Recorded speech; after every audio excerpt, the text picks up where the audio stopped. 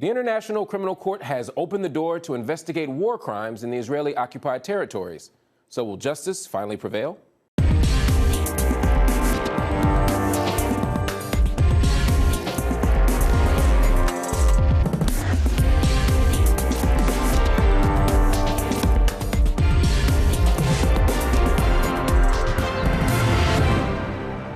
I'm Mark Lamont Hill. Also on the show, just months after being poisoned with a deadly nerve agent, Russia's opposition leader Alexei Navalny was sentenced to more than 2.5 years in prison. His supporters, however, continued to protest in thousands, despite a violent crackdown by Vladimir Putin's security forces. Is this a turning point for Russia? That's our debate. But first, a new hope for justice is what some Palestinians have called the International Criminal Court's ruling that gives it jurisdiction over the occupied territories. The Israeli Prime Minister has slammed it as a, quote, perversion of justice.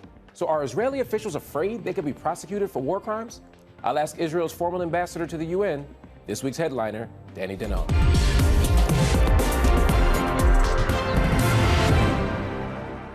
Danny Danon, thank you for joining me. Thank you for having me today, Mark. The International Criminal Court ruled last week that it does have jurisdiction to investigate potential crimes within the territories occupied by Israel. Your Prime Minister, Benjamin Netanyahu, called it a perversion of justice, and he said that the alleged violations are, quote, fake war crimes. Why discredit any investigation before it even gets started? Prime Minister Netanyahu was absolutely right. It is a political decision. Israel and the US, we are not a member of the International Court. And also, when you look at the ruling, they decided to grant statehood to the Palestinian. And we all know that is not the case. Maybe it will be in the future, but as of today, Palestine is not a state. What we saw, it's part of the diplomatic terrorism of the Palestinian Authority. And unfortunately, the court, not yet, it's not decided finally yet, but the way it goes to, that the court is collaborating with the Palestinian Authority, trying to blame Israel. And I want to remind you and the audience, Israel is the only strong democracy with strong legal institutions in the region. So I don't think what we saw coming from the ICC is intended to help anyone. It just intended to embarrass Israel. Well, there are several things at play here. One, the UN has recognized Palestine as a state for these purposes years ago, and to some extent, the fact that the West Bank is occupied is certainly a reason that plays into the justification by the ICC for investigating potential crimes, no?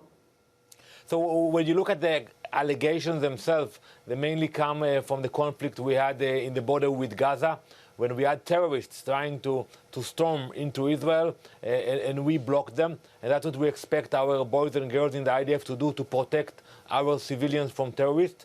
And I don't think we should judge democracies for protecting their civilians. So we are not afraid from any inquiry or any investigation, but when we see something that smells that is coming from a political decision, they're not looking for justice, and I think there is no place to indict Israel in this court. Of course, Israel is not the only entity that could be investigated based on this ruling. Hamas could be investigated in this ruling. But what we see here is the UN Security Council, the General Assembly, and the International Court of Justice all have affirmed that Israeli settlements are a violation of the Fourth Geneva Convention. So this isn't just about the 2014 war, but Amnesty International has accused Israel of war crimes and, quote, directly and deliberately targeting civilians or civilian objects in the 2014 war. That includes killing 2,251 Palestinians, 1,462 of whom were civilians, and 551 of whom were children. Now, I think you would probably argue that Hamas should be investigated, but why not Israel as well? I think you have to look back at the origin of this discussion. It is not about the West Bank. When you look at what happened in 2005, when Israel decided to pull out from Gaza completely, we uprooted all the Jewish communities. You don't have any single settlement or so-called occupation in Gaza today. But still, we saw what happened with Hamas. They are sending rockets and missiles to our cities. And yes, we will defend our people if we will have to do it. You say that you left Gaza in 2005. True, but Gaza is still controlled by land, air, sea, the Aerosphere, the population registry, all still controlled by Israel. It still satisfies the conditions for occupation. No, I don't accept this assumption, Mark. Yes, we have a border with Gaza, but I want to remind you, and you know the fact very well, that there's a border also between Egypt and Gaza. So why don't you ask the Egyptians about the occupation of Gaza? We can talk about, and I'd be happy to have you back to talk about what's happening at the Rafah border as well. But let's assume that that's a crime as well. Let's stipulate that for a moment. That still wouldn't negate the argument that what's happening on the Israeli side is a crime. More than half of the people killed were civilians. How is that not a war crime? Because when you look at the intentions of self-defense, and when you see what we were doing, defending our borders, and by the way, I want to remind you that people were incited to storm the fence, to try to infiltrate into Israel, and we will not allow it, and we cannot allow it. Imagine that you had people coming from the border of Mexico trying to force their way into the U.S. You will not allow it also. So I think when you look at the intentions, our boys and girls in the IDF, their intention is not to harm anyone. We have a moral army, and we are proud of it. And when there are mistakes done, we know how to investigate them. And if we need to punish, we do punish those people who were not obeying orders. But when you look at the rule of law in Israel, also in the military, you understand that the intention is to protect our civilians, not to hurt anyone.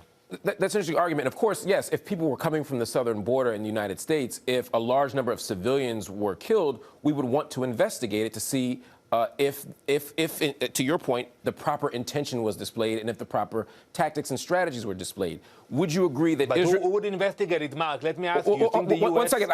The US will allow the ICC to investigate the troopers on the border? No, it will be done in the US by the US court, and you will respect the decision. That's what I'm asking you today. Yeah, so Danny, the argument, the answer, system. So there's two questions here. One would be would they, and the other would be should they. So to your point, absolutely. The U.S. probably would not agree to that, but they should. I was reading one report from Human Rights Watch on the 2014 war. They found that an Israeli missile strike on the Burej refugee camp blew the roof off of a vehicle and partly disemboweled a 9-year-old girl and wounded her 8-year-old sister, who were sitting in front of their home nearby. And what's most interesting about that report is that they found that there was no evidence of a military objective in the vehicle or in the area at the time.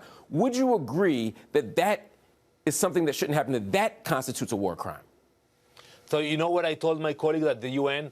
Every time they came with me with allegations, and usually it was lies, I told them, give me the exact details of the incident, and we have the mechanism to investigate it. If one of our pilots made a mistake, we will investigate it. We will look into it. And you know, most of the times when I ask for the actual documents, we never received it. So how many Israeli soldiers have been convicted through this process? By the way, you will be surprised to know that when we found out that people were not obeying the rules, that they were convicted. How many? They paid the price. How many, sir? I don't want to give you a number, but I can speak about the mechanism that people in Israel went to jail because they were not obeying orders. But so you do understand. So you do understand. The overwhelming majority of Israeli soldiers, they act according to the moral code of the IDF. We do whatever is necessary to save lives. If an investigation were done and it were determined that Israel were using disproportionate force or targeting civilian populations or cutting off resources that international law says people should get, you would support condemning that if that were to happen? I would support allowing us to do the investigation, and that's what we are doing, and that's what is respected by the international community. But if you want to play the blame game... No, that's not what I'm asking. I'm asking if it were determined... Sorry, but I'm asking a very specific question. If it were determined that disproportionate force were used, that civilians were targeted, or that resources were cut off, like fuel, electricity, etc., you would condemn that, would you not? Determined by whom? By you. If you determine that, sir, I'm asking if you determine that, would you condemn it? Absolutely. Okay, the reason Absolutely. I'm asking is because on Facebook in 2011, you wrote, "I am currently in Ashkelon to witness the security problem facing the city to deal with Hamas leaders in Gaza. And for every missile that falls in our southern towns, we retaliate by deleting a neighborhood in Gaza." By deleting a neighborhood in Gaza. You also said, "We have to stop the entry of fuel and electricity to Gaza immediately." And of course, for those that don't know, to do these things, to deny access to these types of resources, or to blow up or delete entire neighborhoods, would be collective. Allow me to answer that, Mark. I'd love for you to answer, sir. 2011. I want you to answer, sir, but I want to be clear to the audience, for those that don't know, as I'm sure you do know, that this would constitute collective punishment, which would be a war crime and would be a violation of international law. So let me answer that. When Hamas is deliberately targeting electricity facilities in Israel, and threatening our lives, there is no reason for us to allow them to continue that. And that's what we're actually considering to do. So yes, when Hamas is taking advantage of civilian population, there will be a price to pay in Israel and in Gaza. So under that circumstance, collective punishment for you is acceptable? You know that we actually provide electricity into Gaza. No, but my question is... facility. Wait, no, I want to answer you that. Please. When the same facility in Ashkelon that we use to provide electricity into Gaza is targeted by Hamas rockets and missiles, I don't think we should continue to supply electricity to Gaza on that day and time when we were under attack. But you also talked about deleting entire neighborhoods, sir. Surely you understand that that would be disproportionate force. Do you regret that remark? Would you like to restate or take that remark back? Absolutely not. I beg to disagree with you about, you say disproportional. What is disproportional? It would be deleting an entire neighborhood. When you have hundreds of thousands of Israeli children who cannot sleep at night. I said it very clearly and I will repeat it. If the Israeli children in Ashkelon, Ashdod and Tel Aviv will not be able to sleep at nights, also the children in Gaza will not be able to sleep at night. Wow. That's when you have a war time. That's when you have a war. You take action. We don't want to be there. But if Hamas will send rockets into our cities, we will retaliate. And the consequences, the unfortunate consequences, will be that the children, not only in Israel, will not be able to sleep, but also the children in Gaza. But we want to avoid it. And you don't want to speak about it. In order to avoid it, we have to speak about the peace we are doing with the moderate Arab countries in the region.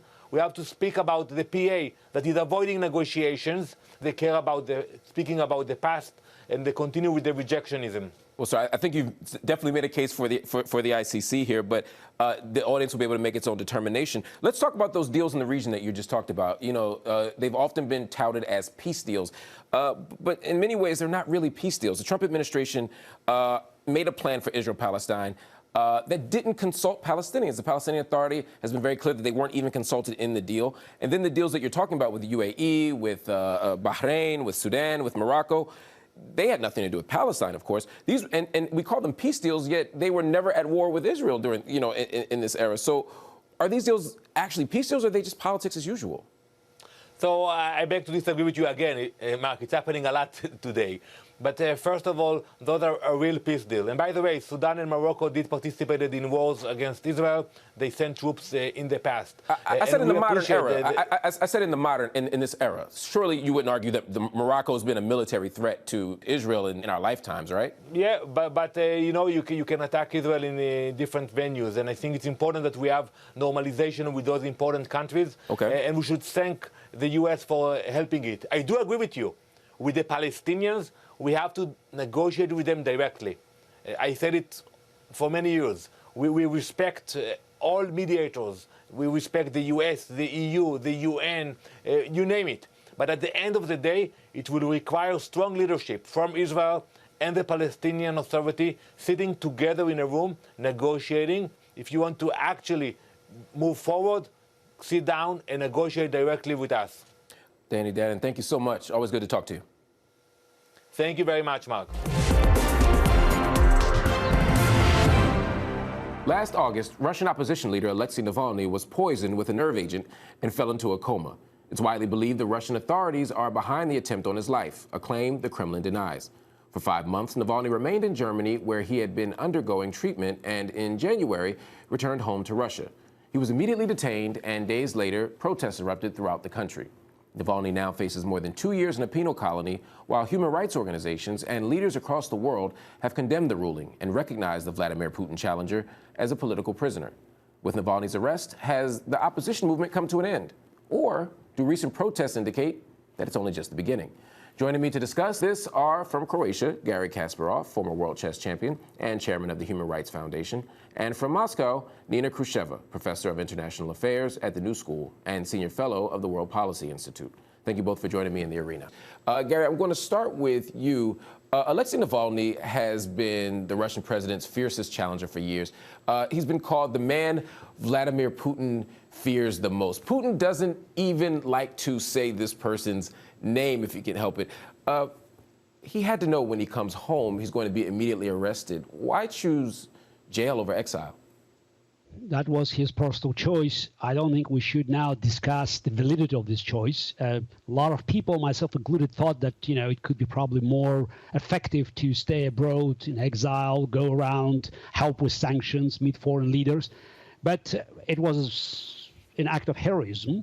He knew that he would be detained, arrested, and he wasn't sure, how many years, not months, he would spend in prison. But he also thought that coming back, he would have a much stronger case for the protesters. And he was not wrong. After his arrest and conviction, hundreds of thousands of Russians made to the streets. And it was the biggest protest, both geographically and energetically, Russia saw since the collapse of the Soviet Union. Nina, what do you make of this? And again, I don't want to get at the legitimacy of the choice as much as the logic, the political strategy behind, and perhaps the ideological strategy behind his choice to choose jail over exile. Why do you think he makes that choice? Well, Alexei Navalny is a politician. And so as a politician, his name, his place is in the country. He argues for politics. And if he is abroad, he just becomes one of politicians in exile. He becomes a political analyst, somebody who can analyze whatever the situation in Russia is, but he's a player. I think what he did with coming back is not only invigorating the protests, but also make everybody united in what they're protesting for, because Russia has been protesting for years, but they've never been on one subject. They would be more localized protests. But this time it is for free Navalny and Putin is a thief. So these are very, very two kind of important messages. But another thing that he has done, he put himself in the same position as Putin is. And this is really quite a feat, because Putin is the politician of Russia, and he's no longer that. Now Navalny is the politician of Russia, and Putin is just a president who needs to be replaced. Garry, this idea that Navalny is now one of the chief players, if not the chief player, in Russia, for some, that played out in the streets. As you said, tens of thousands of people took to the streets in protest soon after his arrest. 10,000 were arrested in over 109 cities around the country. Was this about Navalny's status? Was this about Navalny, or was this more of an anti-Putin move? Probably both, because you needed Navalny to expose Putin's corruption. And even if you have so much energy of protest, someone has to ignite it. And Navalny's heroic act of coming back and releasing this movie on Putin's palace, that was this trigger. So Navalny triggered the protest that had been accumulated. If you look at the demographics of the protest, you also will see the dramatic difference. 70+% of those who filled Russian streets, 35 years old or younger. That means that these people were even born in post-Soviet Russia or in the last few years of the Soviet Union. They never visited, they never attended Soviet school. It's a new generation. And the fact is that these people made to the streets, supported Navalny, expressed their dissatisfaction and anger with Putin's corruption. It's a sign that the regime is now in the state of agony. But the agony may take quite a long time, because it's this regime could be identified with a dinosaur, as a huge body and very small brains. And when it dies, it could cause a lot of damage for those who are nearby. In 2017 and 2018, there were protests in the streets against corruption, against the change in the retirement law, making the pension age higher. These were protests that took to the streets as well. You're there now in Moscow in the streets. What's different now than before? Well, I mean, before it did feel localized. I mean, people would go, and actually there were larger protests that they were this year. They were larger in numbers, but they were never, as I said, they were never that centered around a particular theme. So I think that is different. But now there is visible anger that I didn't experience before, just because I think the way Navalny is treated, it was the scene of madness, the way the state is dealing with Navalny's case, not mentioning his name. When there is I actually tried to get to the trial on February 2nd for him jumping parole because he was in a coma in Germany. And I couldn't get through. I mean, it was completely impossible because everything was blocked. So it feels like the city is occupied. And it also makes people angry. Of course, the state wants to do it, to kind of occupy the street and close the subway stations and close the center, because it wants people to feel very annoyed with what Navalny is, because he creates inconvenience. But I was talking to people in the street, and they were saying, that's okay. It's okay. I'm not going to go shopping in the central market this weekend. I'm going to go in 2 months when Navalny is free. So in some ways, they're creating the opposite reaction. And I think that exasperates the state much more if it were just handled the Navalny case. That would be any other case of somebody who they say jumped parole. Gary, let's talk about Navalny as a figure. You mentioned, both of you have sort of talked about how his recent set of choices have made him more of a heroic figure and have shifted, maybe even elevated him in the public imagination. That's certainly true. But he's not just somebody who's against corruption. He also has some pretty controversial views of his own. You look on YouTube and you see him talking to his audience about how to get rid of immigrants, comparing them to, I believe, flies and cockroaches. And of course, he was talking about in the North Caucasus region, which is predominantly Muslim. In a pro-gun rights video, he pretended to shoot one immigrant with a pistol. So when people start comparing him to Nelson Mandela, when people sort of make him a political martyr or a hero to that proportion, what do you make of it? Yeah, you're talking about certain videos and views Navalny expressed a long time ago. And I know him for nearly 20 years, and I could saw this evolution. Now, speaking about Nelson Mandela, let's not forget that, before being jailed, Nelson Mandela was involved in armed resistance, and violent resistance. I'm not here to downgrade the importance of this resistance against apartheid regime, but it's I think any comparison, using the parallels, historical, or comparing different countries, these parallels would be lame. Even lately, Navalny expressed certain views that, I disapproved. We disagree on, for instance, on Crimea, on Crimean issue. But I don't think it matters, because if you look at the overall picture and Navalny's recent statements over the last few years, he was attacking the very foundation of Putin's regime.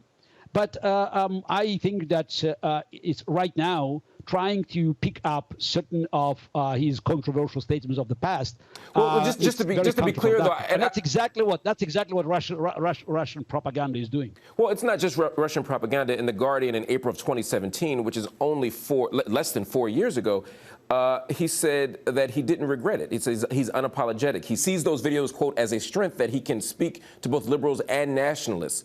And when speaking about comparing migrants to cockroaches, he said it was artistic license. And when asked specifically if there's anything at all from those videos or that period that he regrets, he firmly said no.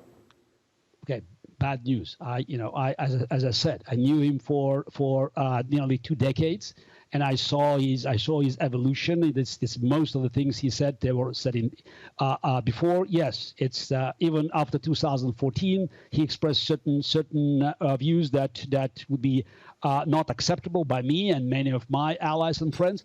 But right now we are facing an existential threat, not only to future of Russia, but the future of the world. I would be very careful paint Navalny one way or another, because Russia is a complex country. So when we say that he is, because he had some certain views that we disapprove of in liberal America, it doesn't mean he's not popular among the Russians. In fact, I believe that his popularity in many ways is precisely because he's not a carbon copy of what we understand as liberal. So he can embrace a lot of views. And I think that is important for Russia because generally, I'm not saying all of it, but generally Russia is more conservative and much less politically correct or not politically correct at all than the United States. But another threat that Putin faces from Navalny is that when people start speaking and thinking freely and picking their politicians, because that's what Navalny does with his smart voting, that is the threat that Putin cannot take because he plans, I think, to die in the Kremlin. Gary, Nina, thank you so much for joining me. That's our show up front. We'll be back next week.